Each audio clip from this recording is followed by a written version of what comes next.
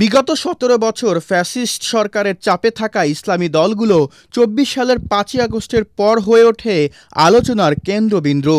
মহাসমাবেশের মাধ্যমে নিজেদের শক্তিমত্তা জানান দেন ইসলামপন্থী দলগুলো।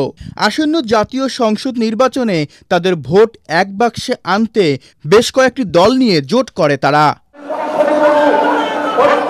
প্রথমে ৮ দল, পরে ১০ এবং সবশেষ আনুষ্ঠানিকভাবে ১১ দলের নির্বাচনী জোটের ঘোষণা দেয় জামায়াত ইসলামী আন্দোলন সহ অন্যান্যরা। যদিও এভাবে একত্রিত হওয়াকে জোট না বলে নির্বাচনী সমঝোতা বলছেন তারা। ৩০০ আসনেই জোটের পক্ষ থেকে একক প্রার্থী দেবার ঘোষণা থাকলেও এখন অবধি তা সম্ভব হয়নি। মনোনয়ন জমাদানের শেষ দিনেও বেশিরভাগ আসনেই দলগুলোর একাধিক প্রার্থী নিজেদের মনোনয়ন জমা দেন, যার প্রেক্ষিতে শুরু হয়েছিল টানাপোড়েন। আলোচনার মাধ্যমে দুই দলের মধ্যকার টানাপোড়েনের বরফ গলতে শুরু করেছে।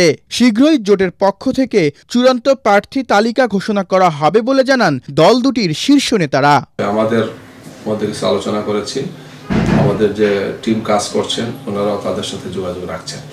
আমাদের ধারণা এটা ২-৩ দিনের মধ্যে তো এটা ফাইনাল হয়ে যাবে। সর্বোচ্চ চেষ্টা করছি যে স্ব অবস্থান থেকে প্রয়োজনীয় ছাড় দিয়ে হলেও ঐক্যটাকে ধরে রাখা এবং আসন সমঝোতাটাকে যাতে সবাই মেনে নেন, এই ধরনের একটা সিদ্ধান্তে পৌঁছার চেষ্টা করা হচ্ছে। ইসলামী আন্দোলন তো এটাকে সূচনাই করেছে।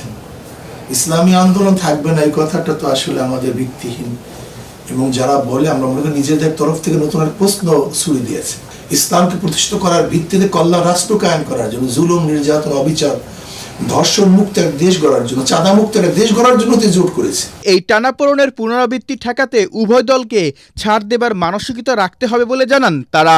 যখন আমরা অ্যালায়েন্স করব তখন যে কোনো কাজ সবাই সম্মতিত হওয়া উচিত, একই সাথে হওয়া উচিত, সিদ্ধান্ত অনুযায়ী হওয়া উচিত।